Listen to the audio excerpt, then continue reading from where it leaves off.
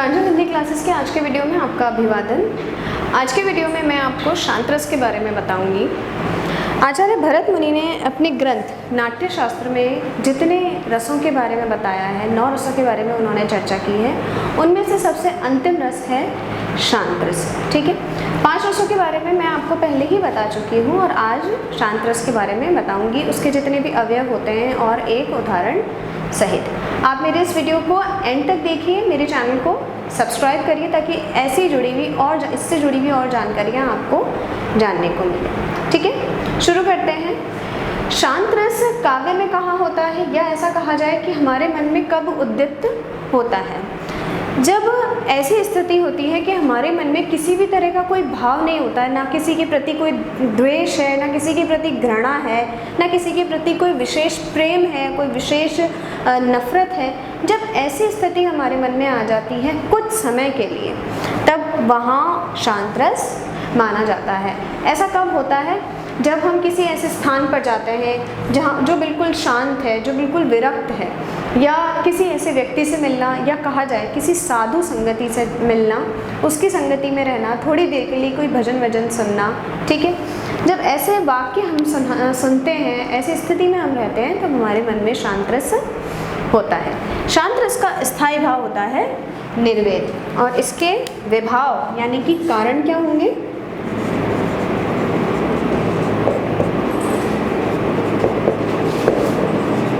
उन कारण को हम कहते हैं आलंबन और उद्दीपन। शांत रस के आलंबन और उद्दीपन क्या क्या हो सकते हैं?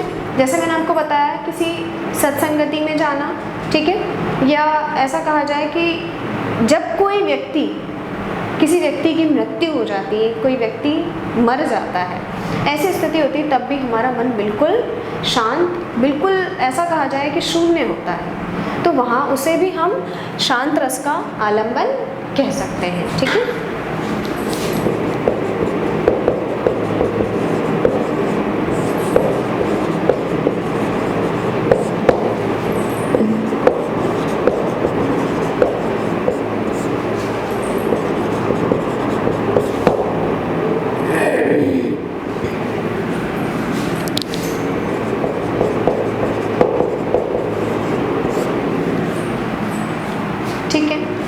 उद्दीपन क्या हो सकते हैं? ऐसा कोई माधुर्य संगीत जो हमारे मन को शांत कर रहा हो।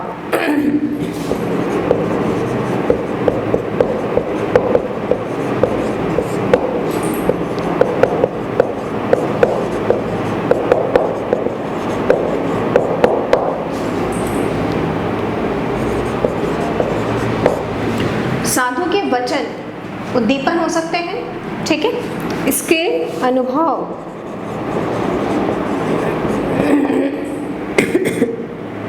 माफ कीजिए,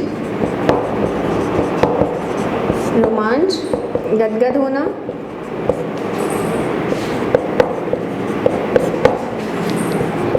स्तब्ध, कई बार रोना या मुस्कुराना।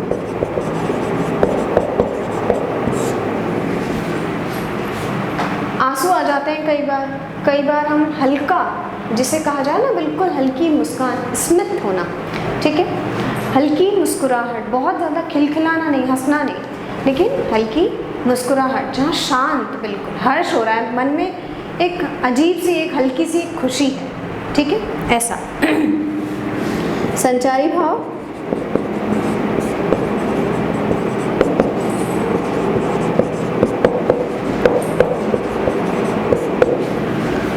हर्ष, दैन्य, और इसके संचारी भाव क्या क्या हो सकते हैं? धृति, स्मृति, निर्वेद,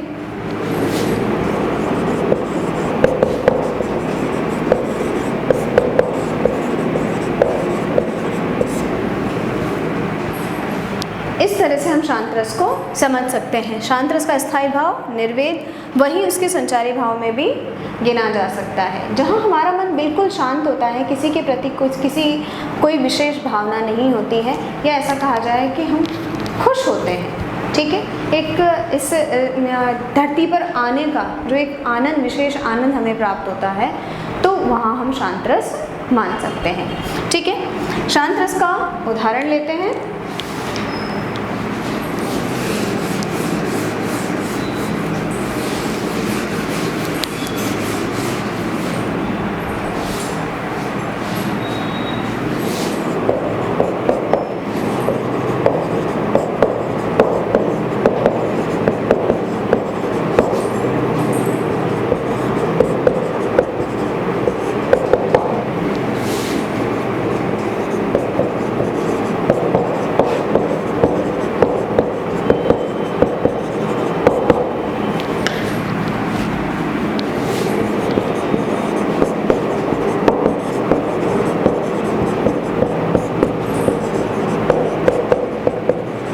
सब अंधियारा मिट गया जब दीपक देखा माहे। बहुत आसान सा है, आप समझ रहे होंगे। जब मैं था, यहाँ मैं किसके लिए आया है? अहंकार के लिए आया है। जो हमारे मन में जो मैं की भावना होती है ना, कि मैं ही सब कुछ हूँ इस दुनिया में और कोई कुछ भी मेरा नहीं बिगाड़ सकता है। जब ऐसी भावना थी तब हरि दिखाई नहीं दे रहे थे, यानी कि तब मुझे ईश्वर का आभास नहीं हो रहा था, तब मुझे ईश्वर कहीं पर भी नज़र नहीं आ रहे थे। लेकिन जब मेरे मन में ये दुर्गुण या ऐसा कहा जाए कि अहंकार मिट गया, अब हरि है मैं नहीं, जब ईश्वर का सही आभास मुझे हुआ, जब मैंने आत्मानुभूति करी, तब मेरे मन का जो अहंकार था, जो जितने भी दुर्गुण थे वो सारे मिट चुके हैं। सब अंधियारा मिट गया जब दीपक देखा